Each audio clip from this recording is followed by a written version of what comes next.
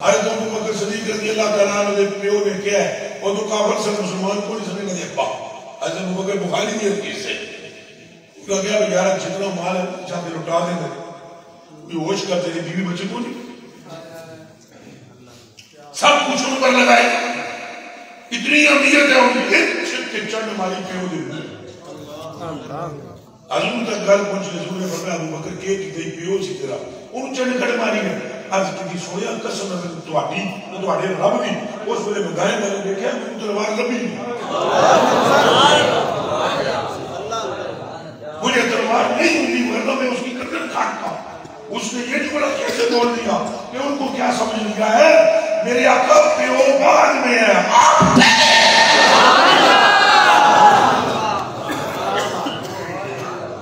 اے سہیب رضی اللہ تعالیٰ عنہ کی ماں نے کیا یا پھر ان کو رکھ یا مجھے رکھ ماں حضور کے خلاف سی انہیں کہا یا انہیں رکھ دیا میں نو رکھ اور اس نے چھوڑ دیا بات کرنا دی روٹی کھڑی ماں نے چھڑ دی اموشنل بلیک میل کرنا کہنا ہاں اموشنل بلیک میل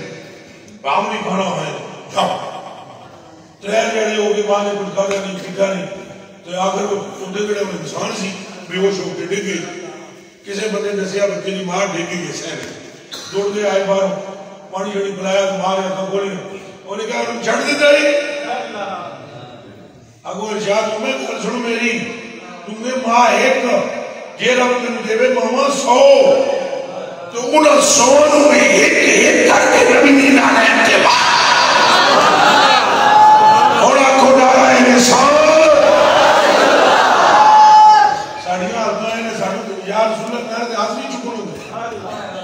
لبیک سے بابا خادم کے جب چکانے لگا ہوا ہے وہ لبیک سے نعرے نہیں مارتا حالانکہ بابا خادم نے نعرہ ہے لبیک خادم پاکدی میں قسمت چنگی سی اللہ نعرہ لا لیا نعرہ کیسے آخری زمانے کا